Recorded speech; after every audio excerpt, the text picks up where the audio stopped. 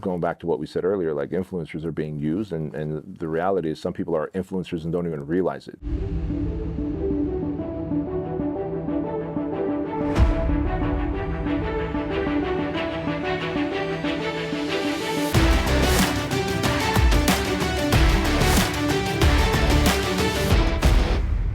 Welcome to the Empire Show. My name is Bedros. That is Craig Ballentantyne. He is back in the studio. And this is an awesome episode because every year at about this time, we give you the predictions and the trends that you might want to look out for in terms of business, making money, and of course, growing your empire for the upcoming year. So 2022 is around the corner, Craigie. Yeah. And obviously, we're coming off a crazy ass 2 years with 2020 and 2021. We saw industries shift and businesses go out of business. I read somewhere that at one point, Yelp reported that 62% of the restaurants on their platform had officially shut down and gone out of business. Wow, that's crazy. Yeah, that's nuts. So looking into the new year, 2022, what predictions and trends do you see for entrepreneurs who really want to crank up their business to the next level?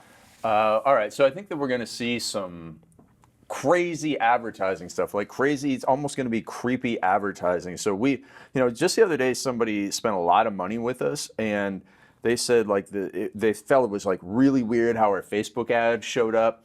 And I was talking to my marketing department just yesterday, and they said like, the ads are going to become so specific. They're going to be referencing your name. They're going to be referencing like something that you just did with all the data that's getting fed to it, that it's going to seem like, your phone has been watching you and reporting back to the advertising. And so as an advertiser, you should be making sure that you're staying on top of everything that you can and can't do, the best ways to do your video ads, the targeting, the geo placement, all that sort of stuff.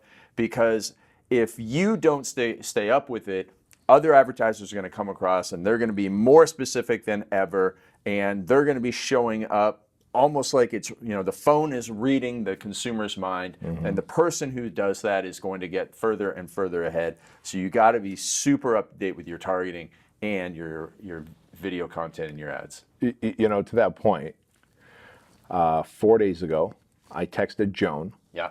And I said, hey, Joan, I want to buy custom pens for the project instructors, right, as a Christmas gift.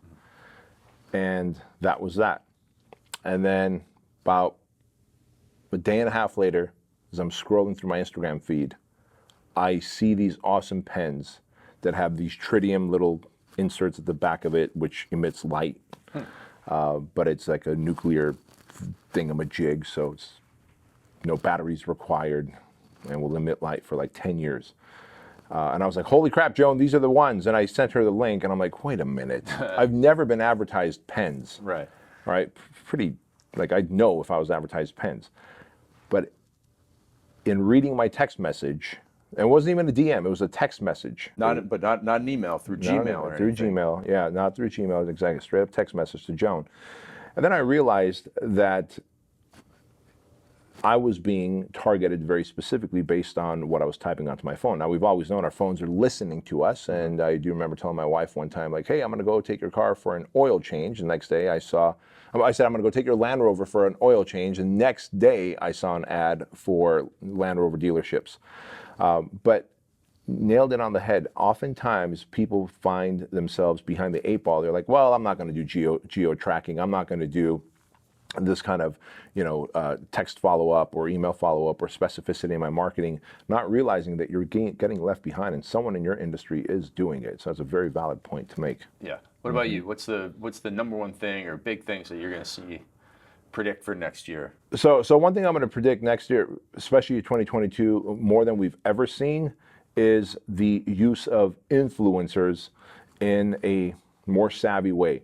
The truth is, influencer usage has been kind of hit and miss because someone might have a big following because they know how to post great content or they know how to exploit their body or their physique to booby content. Yeah, right. But they were never really the best at doing that. But now we're seeing like there's a small handful of influencers now making like good money, like multiple six figures, kind of like a month kind of money. And we're going to see the rise of the independent influencers who are going to be very savvy in doing deals like where they're going to ask for some kind of perpetuity. They're going to ask for some kind of equity in whatever it is they're promoting. And I'm already starting to see this come up as I'm dealing with the Fuel Hunt brand and we're using that. But also to say, don't be afraid to do that because it seems so foreign and so strange. Like, wait, why would I give some kind of equity? If you've got the right person, like if you've got the right UFC fighter or the right TV personality who wants to promote your thing aggressively and is asking for some equity on the back end, if you were able ever to sell or some stock shares or something, you might want to consider doing that and build it upon expectations. Like, hey, you will have this on the back end so long as these expectations are met and these milestones are met because they help you grow the brand. Why wouldn't you throw them a bone or two? So you mean like the Island Boys? Like have you ever seen the Island Boys? I have seen the Island Boys. Yeah. What about them? Do you think you'll be hiring them for Fuel Hunt? I don't know if I'd be hiring them for Fuel Hunt, but I know somebody would be hiring them for something. Yeah. I think they use Cameo a lot, right? Yeah. Have you ever seen that? Yeah. And I think Dana White got them to do a UFC promo. That makes sense. Yeah. They're so good. The Island Boy. Are they real? I don't know. Well, I mean, they're real, but but is that how they sound if I met them on the street? All great questions. Yeah. Maybe I'll hire them through Cameo just to be able to ask them that. Yes, exactly. Yeah. All right. Okay. What about in the fitness industry? In the fitness industry, as we talked about a lot on the last episode, expect a hybrid more than ever of in-person gyms, boot camps, boutique gyms, working with technology platforms, from Trainer Eyes to all the wearable stuff, whether it's the Whoop. Yeah, exactly, or the Fitbit or whatever. But there's going to be a big crossover. What we're seeing now in the fitness industry, that Mrs. or Mr. Jones who work out at the gym for that 30 minutes or 60 minutes, 3 to 5 days a week, they want to know what else they can do the other 23 hours of the day that you're not with them. And so the expectations of the consumer is changing, and it's changing because technology is saying, and all these, the companies that are marketing these technology pieces in the fitness, health, nutrition, like, dude, Avatar Nutrition, first off, great platform, great product, is so easy to track your macros on and is with you all day long that it has now set the expectation of, like, if you work out at a gym and then the trainer at the gym assigns you a nutrition plan and you're not using a platform like Avatar Nutrition, here's a plug for Avatar Nutrition because it's a great platform. I have zero equity in it or anything like that. But if they don't assign you an easy to understand platform where you could literally say, all right, today I'm going to cheat on my diet. And therefore it goes, hey, let us help you adjust your macros for the week to make up for that cheat, where at the end of the week you have a balance and you're still on track to lose X amount of fat per week, right?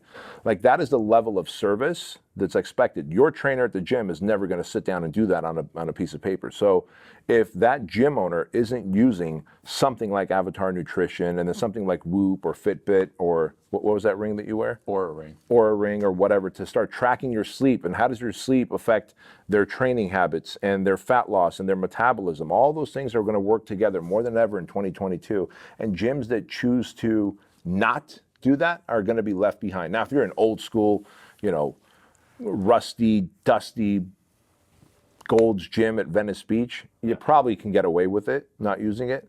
But for the rest of us, like, you better get on board. What's going to happen to the Planet Fitnesses and 24-Hour Fitnesses and LA Fitnesses? They are the ones that are most likely to go extinct, because what people are realizing now is I either want high touch, or, which is like going to be the boutique gyms, which involve so much technology and so much coaching and mentoring, where like you signed up for a class and so they're expecting you.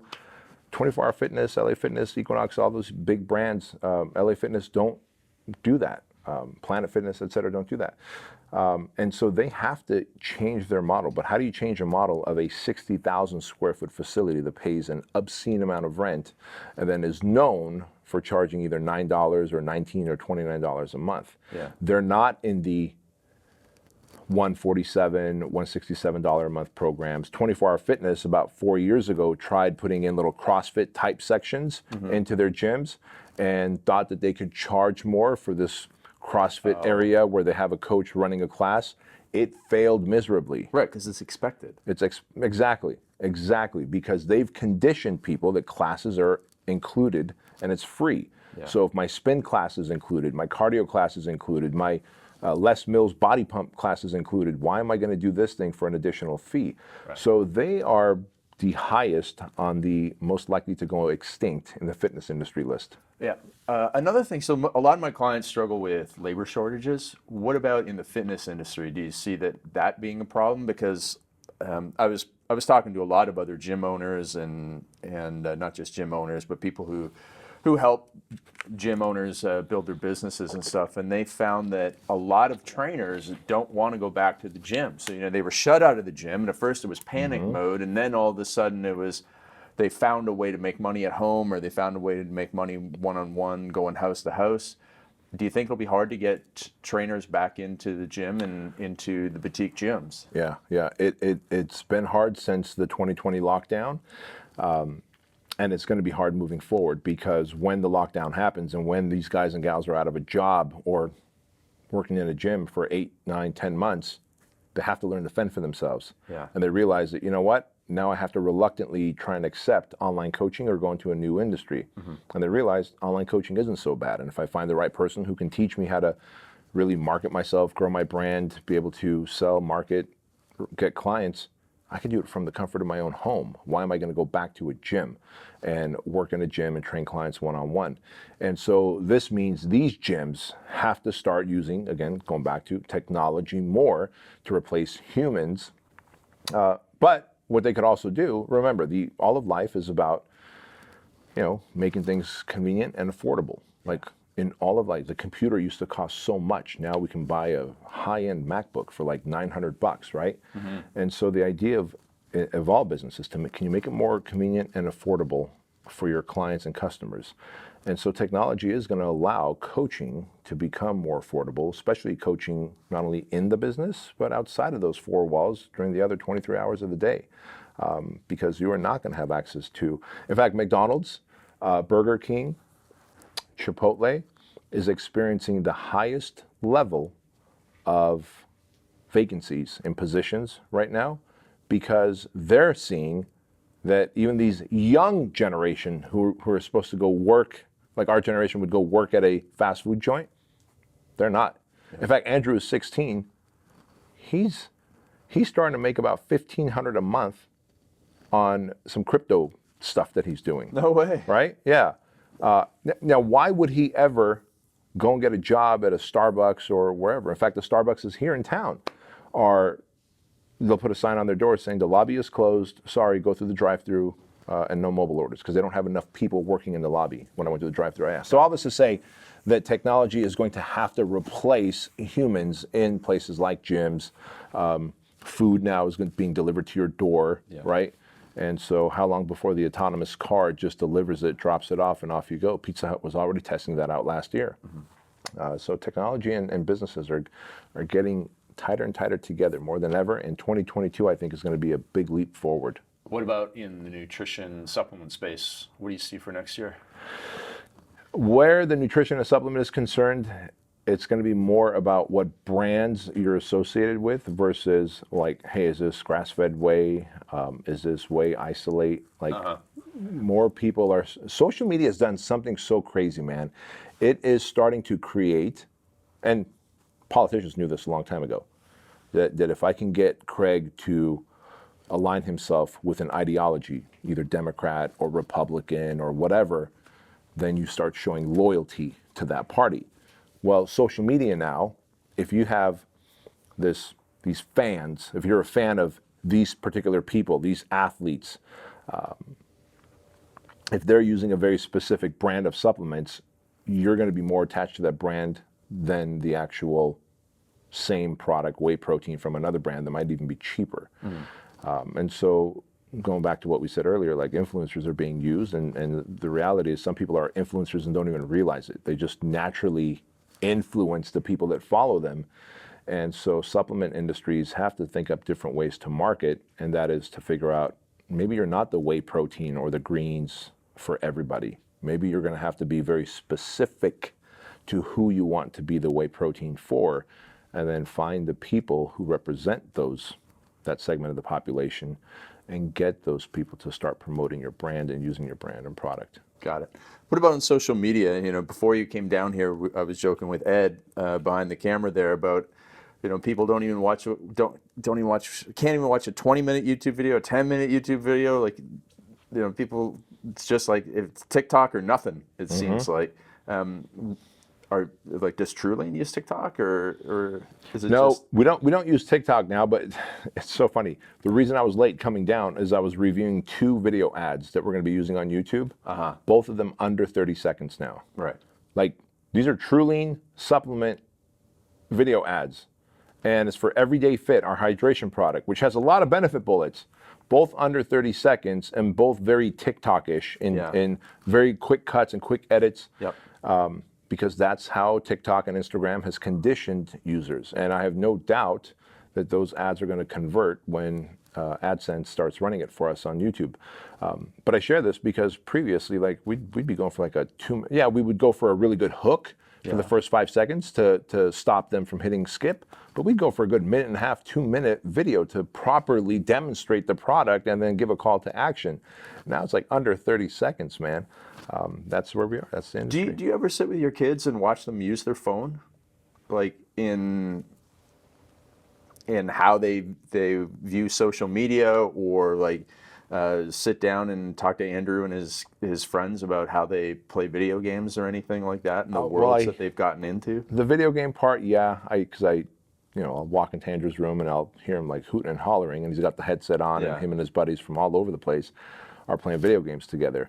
They don't, while one's 16, one's 14, both have iPhones. They don't have social media yet, so I don't know their social media behavior, but I could imagine it's going to be very quick, because when I see how quickly they type a message, like when they're texting to their friends, bro, I'm like, I need 19 more thumbs to be able to type like that. Like, how do they do it?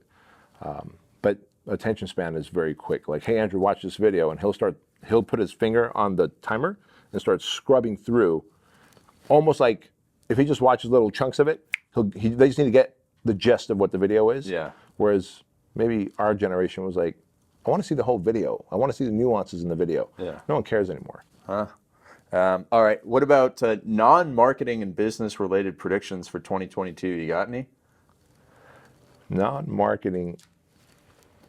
I don't want to sound like some weird prepper or whatever, but I think more than ever, people need to be prepped with water, food, a way to defend themselves for an extended period of time, 30 days plus, more than ever.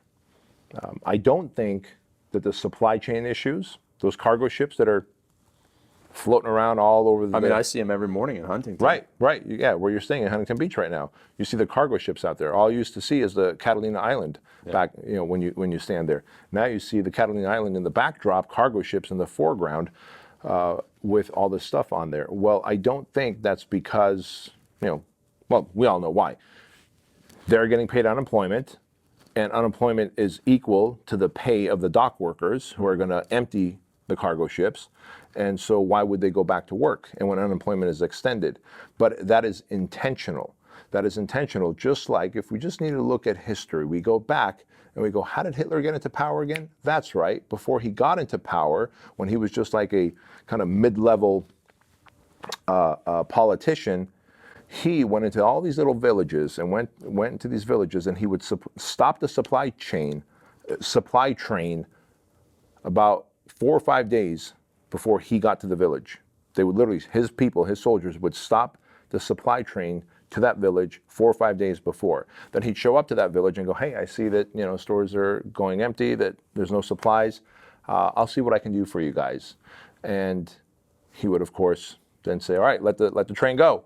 The train would come, and now Hitler was hailed as a hero. So if we have boats, giant cargo ships floating around out there, and by the way, the school children of that era who heard that when no one else could get those supply trains into the village, Hitler did. Those kids, if you look at history, Hitler was voted into power by the youngest generation ever. those kids, as they grew up, they voted him into power. And so what you're seeing now is the supply chain being disrupted on purpose, and it will be released when we all comply, whatever compliance looks like. Might be the old poke. It might be whatever it is, right? A digital passport. But once we all comply, and so that's, and if you're not willing to, and if you're of the mindset that I am and that a lot of people are, that I will decide what's going to go in my own body and my kid's body, well, then you might be without food for a period of time, without water for a period of time, just to pressure you into compliance. And you have to be willing to be able to prep for yourself, have chickens, have whatever. Like, I used to think that was silly until I found myself going like, holy crap, my friends who are doing this are on the right track. Yeah. And maybe I need to start prepping as well. Yeah, I mean, even if it's not that, I mean, up in Vancouver, we just had crazy floods, and you know, there was people without power and food for multiple days, and Well, Texas last winter. right, exactly. Dallas. Yeah, and basically, a lot of people that I read say that civilization is really 9 meals away from total chaos, because most people have no food in their house, and 9 meals is 3 days. And after 3 days of not eating, people become totally different people. They become almost animals. And then the question is, what will they do or not do? Right. And, you know, so just take care of yourself. Now, it's very difficult if you got a lot of neighbors and they know you got a lot of food. It's very difficult. I actually interviewed Mike Dillard for my podcast. Oh, that had to be a good one. It went down a lot of rabbit holes that I wasn't expecting, and he said, actually, I was asking about like generators, and he said the worst thing you can do is actually have like a gas-powered generator. You may as well have a bullseye on you. So he said get solar-powered Jackery generators because Is Jackery the brand? Jackery's a brand. Oh, got it. And solar. Like, is that a new source of power? Jackery? Jackalopes. Get jackalopes powering. Jackalope powered. Yeah, and you know, because you can just charge those things up and they don't make noise and don't. That makes a lot of sense. Yeah, but then it was just like, you know, the whole thing is like he's got like a group of like 20 of them, and they've got a place like an hour and a half away, big ranch and all that stuff. And then he's like, but then I got to be able to fill up my truck and drive back and forth to supply this place like an hour and a half. And I live in Texas where everybody's got a gun. So over the course of like 3 or 4 trips, like and then he's like, and it's the 20 people, and we all have extended families. And then so now it's basically like 160 people. And it just becomes like, oh my gosh, like this is not going to work. Like anything else, this you is can get not going to carried work away. for the people who are most prepared. Yeah. It's not going to work for anybody. So it's like, how can we avoid this in the first place? That's really what it comes down to, is how can we avoid this in the first place? And I think the world has beaten that to death. But imagine if everybody decided to just not comply for like 1 week. 1 week of no masks, 1 week of, I'm just not going to go buy gas. 1 week of not buying gas will lower the gas prices. Will absolutely lower the gas prices. But people are willing or are not willing to break their little comfort and their patterns of life because, well, that's just what I do. That's my morning routine. I buy gas and I go here, drive there, whatever. I tell you what, it's, you know, I love reading history, and, you know, reading about, you know, you look back and you go, yeah, if you're Jewish and living in Germany in 1936, like, why would you have stayed, you know? And, but now, like, you know, whether you're moving from state to state, like I know a lot of people who are like, man, you know, but we got family here, and it's like, you're just moving like 1 or 2 states over, and they won't do it. Like, we're moving 2 countries over because we think that's the right thing for us. But it is a pain in the butt. Right. You know, it's a pain, and it's pain to have the conversations with people who don't see your worldview. And But isn't it funny? Because what are we all looking for? At the end of the day, we're looking for peace of mind. Whether you have like a ranch that's an hour and a half away where you got 20 people who are each going to bring one item that's going to make this your own little mini civilization work. So it gives you peace of mind knowing that that's how the plan's going to go. And that gives me peace of mind that I got 30 days of food. And that gives him peace of mind that he's got 19 different generators that are powered by jackalopes.